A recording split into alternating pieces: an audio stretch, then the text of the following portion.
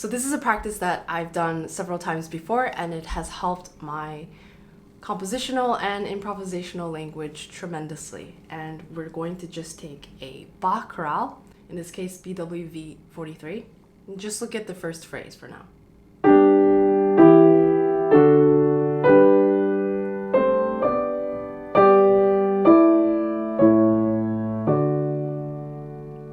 So let's actually just look at the first 4 chords. And we're going to start very simply. So just take the bass line. Start with a unison, like Bach does in this chorale, and then come up with an accompanying note for each bass line using the rules of species counterpoint, but we're not going to focus on so many of the details behind those rules, but we're going to focus on at least a few of them. And mainly those will be to avoid parallel motion into fifths and octaves and avoid dissonant intervals for now. So let's start with G, going to 3, E minor. We have those notes as options, E, G, B. So the most efficient thing to do going from G to E is simply to stay on G. And then going from E to D, now we have the options of D, F sharp, A. So we can either go to A or to F sharp.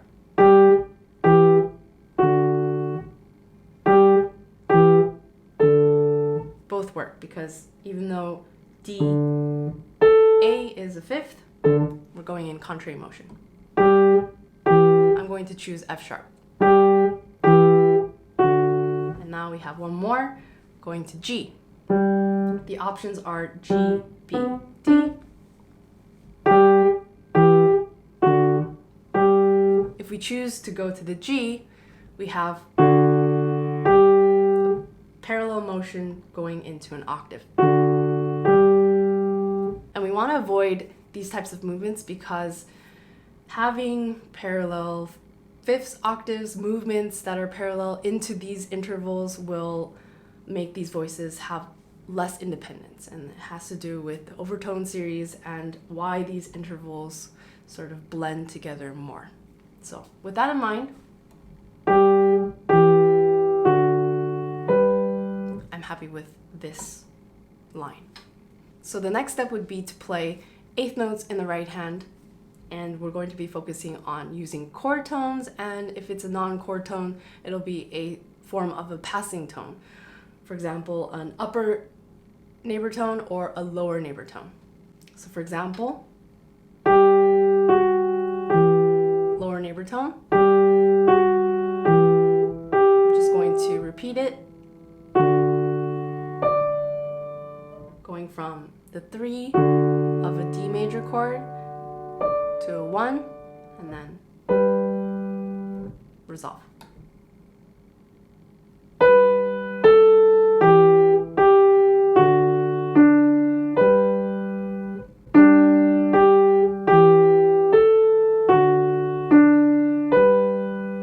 So the next step, you guessed it, is 16th notes. And we're going to be using the same principles as the previous step, just the 16th notes in between each 8th note grouping will be another form of a passing tone. Just think of it broadly as just staying within the scale of G major.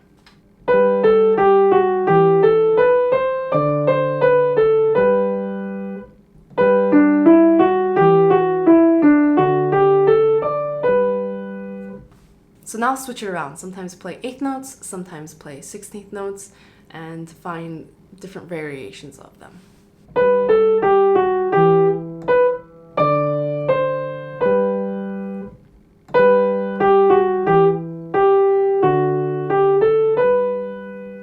So now we're going to do something slightly different. We're going to take the chorale as it is, and we're going to choose one of the lines. Let's start with the soprano line and transform it so that we're dealing with consecutive 8th notes.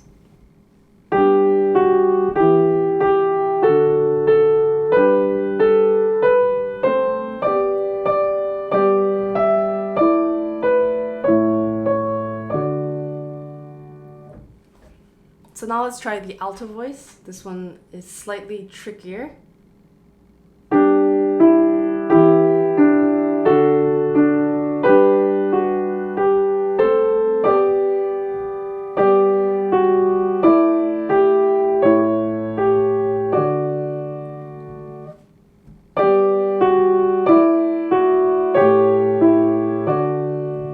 I like that better. Let's try the tenor voice.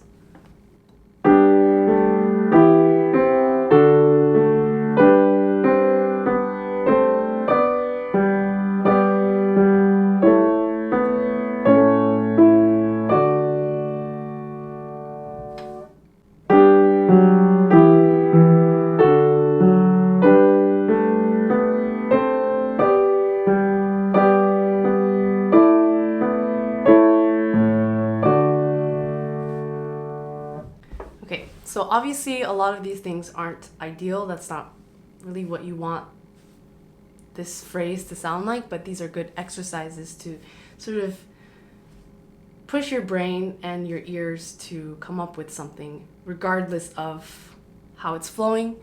It's almost like finding different pitches that will work. So the same thing that we did with just 2 lines, we're going to do with the chorale as well. So we're just going to skip to the step where we're adding 16th notes and 8th notes interchangeably.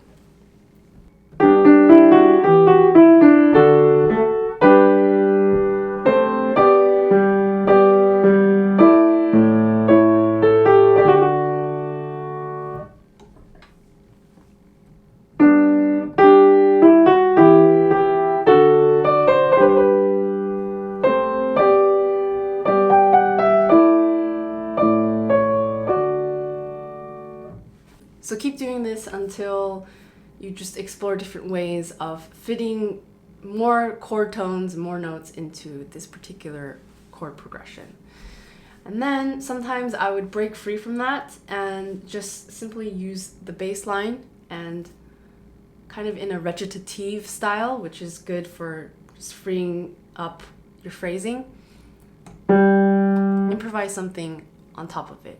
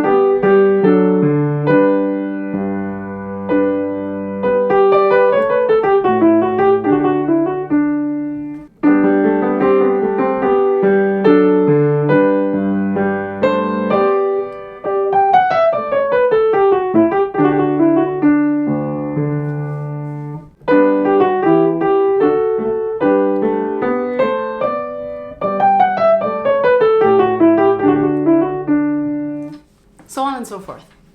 Now there are different ways that you can build up on this, but for now this is something I want to share with you all. Perhaps it involved too many steps in one video, but like I said, let's start from here and then build on top of different aspects of this type of exercise.